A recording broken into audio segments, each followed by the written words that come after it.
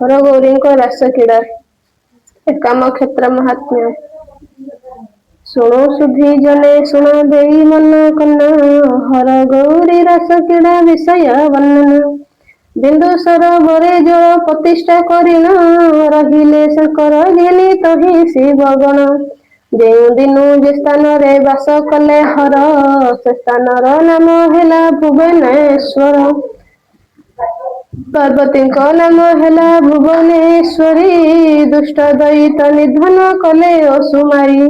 ଗୋପାଳ ଗୋପାଳୁଣୀ ବେଶକୁ ଧରିନ ଶିବ ଶକ୍ତି ଭ୍ରମୁଥାନ୍ତି ଏକାଗ୍ର କାନନ। ନାନା ରୂପେ କ୍ରିୟା ପୁଣି କୌତୁକ କରନ୍ତି ବିନ୍ଦୁ ସରୋବରେ ଯାଇ ମିଳିଲେ ଝଟତି। ସେ ଏକାଗ୍ର ବନରେ ଯେ ପୁଷ୍ପର ସୁବାସ ବହି ଆସୁଥିଲା ମନ ତାଙ୍କର ଉଲ୍ଲାସ। ଅଙ୍ଗରେ ପଡ଼ିଲା ଦେବୀଙ୍କର ଶରୀରେ ହର ପୀଡ଼ିତ ହୋଇଲେ ମଦନ ଜ୍ୱାଳାରେ। ମଦନ ପଡ଼ିବା ଜାଣି ସେ ହରଗୌରୀ ରତି କ୍ରୀଡ଼ା କଲେ ତହିଁ ଆନନ୍ଦରେ ମିଳି। ଗୋପୀ ଗୋପାଳ ବେଶକୁ ଧରି ହରଗୌରୀ କାମ କ୍ରୀଡ଼ାରେ ମାତିଲେ ସବୁକୁ ବିସ୍ମରି। ତୁମ୍ଭେ ଅଷ୍ଟ କନ୍ୟାକର ଅଙ୍ଗରୁ ଉତ୍ପତ୍ତି ତତକ୍ଷଣେ ପାର୍ବତୀ ଅଷ୍ଟ କନ୍ୟା ଜନ୍ମ ଦେଲେ।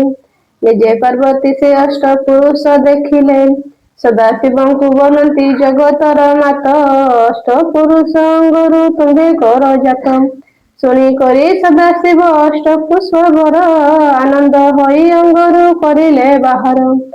ସବୁରି ଶରୀର ଦିଶେ ଶିବଙ୍କ ପ୍ରକାର କିଏ ସ୍ୱାମୀ ଶାକମ୍ଭରୀ ଜାଣିବା ଦୁଷ୍କର। ପାର୍ବତୀ ଯେ ଅଷ୍ଟକନ୍ୟା ଜନମ କରିଲେ ସେମାନଙ୍କର ନାମ ଶୁଣ କହୁଅଛି ଭଲେ। ରାମୟଣୀ ସୁକମଳା ନାମ ଯେ ମୋହିନୀ ଦ୍ୱାରବାସିନୀ ନାଗପୁଣି ଯେ ଅମାୟିନୀ। ଅଷ୍ଟକନ୍ୟାଙ୍କର ନାମ ପୁଣି ଜାଣିଲ ଅଷ୍ଟସୂତଙ୍କର ନାମ ଏହା ପୁଣି ଶୁଣ। ପ୍ରଥମଟି ରୁଦ୍ର ଶୁଣି ଅଟଇ ଉତ୍ତମ ସୂକ୍ଷ୍ମ ବୈଦ୍ୟନାଥ ଚାରଟି ନନ୍ଦନ। ମହାରୁଦ୍ର ଈଶାନ ଯେ ସେଇତେଶ୍ୱର ମନ୍ତ ଅଷ୍ଟ ପୁରୁଷ ଦେବ ଶିବଙ୍କ ଅଙ୍ଗର। ବାହାର ହୋଇ ତତ କ୍ଷଣେ କରନ୍ତି ବିଚାର ଅଷ୍ଟ ପୁରୁଷେ ଅନ୍ଧ ସଖୀକୁ ଦେଖିନ। ମଦନ ବାଣରେ ସର୍ବେ ହୋଇଲେ ଦହନ ଏକ କନ୍ୟା ସଙ୍ଗେ ଏକ ପୁତ୍ର ଯେ ମିଶିଲେ। ସଦାଶିବ ମିଳିଲେ ଯେ ପାର୍ବତୀଙ୍କ ତୁଲେ ଏହିପରି ରାସ କ୍ରୀଡ଼ା କଲେ ଦେବ ହରେ। ବିକଶି ଉଠି ଶୀତଳ କରିଣ ଚନ୍ଦ୍ର ଅଷ୍ଟ କନ୍ୟା ସଙ୍ଗେ ଅଷ୍ଟ ସଖୀ ବିହରିଲେ। ପାର୍ବତୀ ଓ ସଦାଶିବ ଶୃଙ୍ଗାରେ ମାତିଲେ ଆଜି ସୋମବାର ଆଶ୍ୱିନ ପୂର୍ଣ୍ଣିମାଟି ଦିନ। ମୋ ନାମରେ ଗୌରୀ ବ୍ରତ ପାଳିବେଟି ଜନ। ତଥାସ୍ଥ କରିଣ ହର କମ୍ପନ୍ତି ଶୃଙ୍ଗାର ଏଥୁ ଏକାନ୍ତ କାନନ ମହିମା କନ୍ନାର। ଶୁଣ ସାଧୁ ଜନେ ଶୁଣ ଦେଇ ମନ ଧ୍ୟାନ ପୂର୍ବେ ଥିଲେ ସେ ସ୍ଥାନର ଏକ ଆମ୍ର ବନ। ଏକାମ୍ର କାନନ ଏନୁ ନାମ ତାର କାନନ ତହିଁରେ ଯେ ହରଗୌରୀ କରନ୍ତି ବିହାର। ଏକାମ୍ର କାନନେ ବାସ ଯେ ଜନ କରଇ ଶିବଙ୍କ ଭୁବନେ ବାସ ସେ ଜନ କରଇ। ଏକ ଦିନେ ବିରାଜେ ସେଇ କୁଣ୍ଡଳେଶ୍ୱର ଆନ ଦିନେ ଦିଶେ ପୁଣି ଖଣ୍ଡାଚଳ ଜାଣ। ଆମ୍ବ ଗଛ ମୂଳେ ବିଜେ ଏକ୍ରାମ୍ର ଈଶ୍ୱର ଭୁବନେଶ୍ୱର ଦ୍ୱିତୀୟ ଲିଙ୍ଗଙ୍କର ନାମ। ଦର୍ଶନେ ଯମଦଣ୍ଡରୁ ରକ୍ଷା ମିଳେ ଜାଣ ତୃତୀୟରେ ଗୋପାଳୁଣୀ ନାମ କୋଟି ଖ୍ୟାତ। ପାର୍ବତୀ ବିଜେ ସେଠାରେ ସାକ୍ଷାତ ଯେ ମାତ ଅଷ୍ଟ ନାରୀ ଅଷ୍ଟ ପୁଷ୍ପ ଶିବ ଶିବଙ୍କର। କାର୍ତ୍ତିକ ଗଣେଶ ନନ୍ଦୀ ଭୃକୁଟିଆ ବର ସକଳ କାମ୍ୟ ବନେ ଆସି ପ୍ରବେଶିଲେ। ଲିଙ୍ଗରାଜକୁ ଶ୍ରଦ୍ଧାରେ ଦର୍ଶନ କରିଲେ ଲିଙ୍ଗରାଜଙ୍କୁ ଯେ ଜନ କରଇ ଦର୍ଶନ। ତାଠାରେ ସେ ସଦାଶିବ ହୁଅନ୍ତି ପ୍ରସନ୍ନ। ଏକାମ୍ର କ୍ଷେତ୍ରକୁ ଯେହୁ କରଇ ଦର୍ଶନ ପିତୃକୁଳ ବସ୍ତିରେ ଯେ ସରଗ ଭୁବନ। କେଦାର ଗୌରୀ ପୀଠ ସେ ଭବ ପୀଠ ନାମ ସବୁଠି ଗରିଷ୍ଠ ତହିଁ ଅଟେ ପରମ। 13 ଦିନ ଯେଉଁ ଦିନ ସେ ପୀଠେ ରହଇ ସକଳ ପାତକ ତାର ବିନାଶ ହୁଅଇ।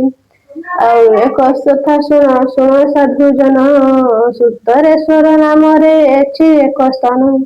ସେଠାରେ ଯେ ଅଛି ମହାନ ପୀଠ ସେ ପୀଠରେ ବସି ଯିଏ ତପ ଆଚରିବ। ଭୈରବ ନୃସିଂହ ଦୁହେଁ ଅଛନ୍ତି ପୀଠରେ, ବିଘ୍ନ ଆଚରନ୍ତି ଦୁହେଁ ନାନା ପ୍ରକାରେ।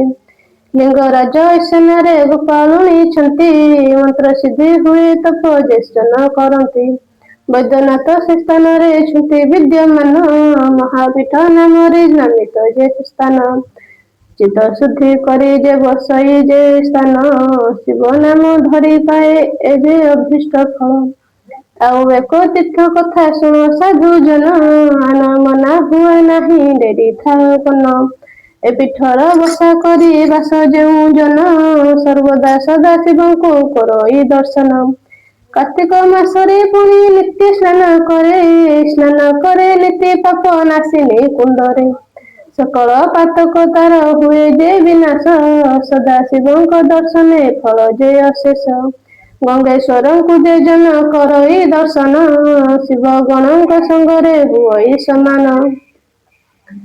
ମାର୍ଗଶିର କୃଷ୍ଣ ପକ୍ଷେ କରେ ଯେ ସ୍ଥାନ, ଅଷ୍ଟତୀର୍ଥ ସ୍ନାନ ଫଳ ଲଭଇ ଯେ ଜନ। ପରକାରେ ଅରଣ୍ୟରେ ଲିଙ୍ଗ ଏକ ଅଛି, ପାଦ ଛୁଇଁ ଦ୍ୱାରା ପାପ ପାଏ ସେ ମୁକ୍ତି। ଲିଙ୍ଗରାଜ ଈଶାନରେ ଛନ୍ତି ସିଦ୍ଧେଶ୍ୱର, ଅନେକ ଲିଙ୍ଗ ଅଛନ୍ତି ତାଙ୍କରି ପାଖର। ମୁକ୍ତେଶ୍ୱର ଚକ୍ରେଶ୍ୱର ଯେ ବରୁଣେଶ୍ୱର, ଲିଙ୍ଗ ସେ ସ୍ୱର୍ଣ୍ଣ ଯେ ଚନ୍ଦ୍ରେଶ୍ୱର ଜଳେଶ୍ୱର। ଏହି ଲିଙ୍ଗ ମାନଙ୍କୁ କରେ ଯେ ଦର୍ଶନ, କୈଳାସ ଧାମ ସେ ଜନ କରଇ ଗମନ। ମକର ସଂକ୍ରାନ୍ତି ଦିନ ଆବର ଯେ ଜନ, ଭୁବନେଶ୍ୱରକୁ ଯାଇ କରେ ଦର୍ଶନ। ସଦା ଶିବଙ୍କ ଶ୍ରୀଚରଣରେ ଦିଏ ମନ ପ୍ରାଣ, ମୃତ୍ୟୁ ପରେ ଶିବ ଲୋକ କରଇ ଗମନ।